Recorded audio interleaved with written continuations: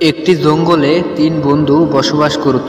একটির নাম টুনি, আরেকটির নাম কাক, আরেকটির নাম টুনটুনি। ওরা তিনজন ভালোই বন্ধুত্ব ছিল। তারা একই সাথে চলতো, একই সাথে স্কুলে যেত। কিন্তু কাকের কাছে একদিন একটি মোটরসাইকেল ছিল, আর টুনটুনির কাছে একটি সাইকেল ছিল। কিন্তু টুনির কাছে কিছু ছিল না, সে অনেক গরিব ছিল।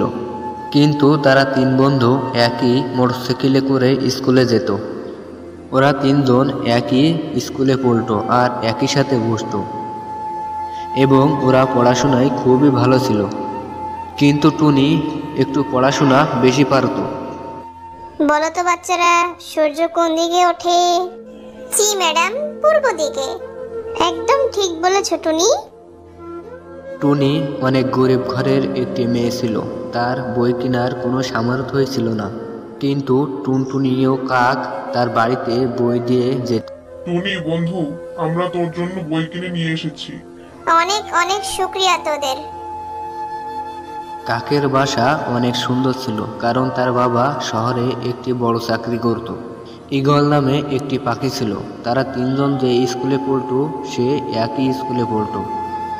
এদের তিনজনের বন্ধুত্ব দেখে ঈগলের খুবই হিংসা হতো। ঈগল পাখি একদিন দেখলো কাক ক্লাসে একা একা দাঁড়িয়ে রয়েছে।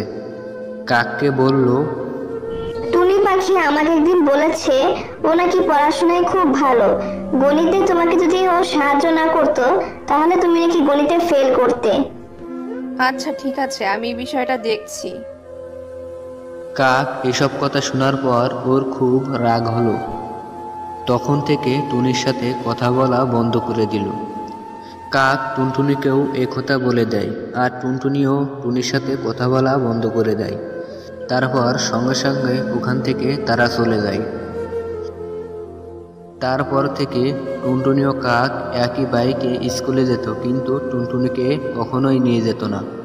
এরপর থেকে টুনির স্কুলে যেতে খুবই দেরি হতো, আর তার টিচার তাকে খুবই বকা করত। টুনির কিছুই করার ছিল না, কারণ সে অনেক গরিব ঘরের একটি মেয়ে ছিল। একদিন নদীর কিনারে বসে কাক কি যেন ভাবছিল। তার পাশে টুনি পড়াশুনো নিয়েই ব্যস্ত ছিল। হঠাৎ করে কাক পানিতে পড়ে গেল। বাঁচাও বাঁচাও, আমি পানিতে ডুবে যাচ্ছি। টুনি যখন দেখলো কাক পানিতে ডুবে যাচ্ছে, তখন সে চলে গেল কাককে বাঁচাতে। কাকের যখন জ্ঞান ফিরল, তার সামনে দেখলো টুনি পাখি, আর সাথে সাথে কান্না করে দিল। কাকের ভুল স্বীকার করে টুনিকে সব কথা বলে দিল।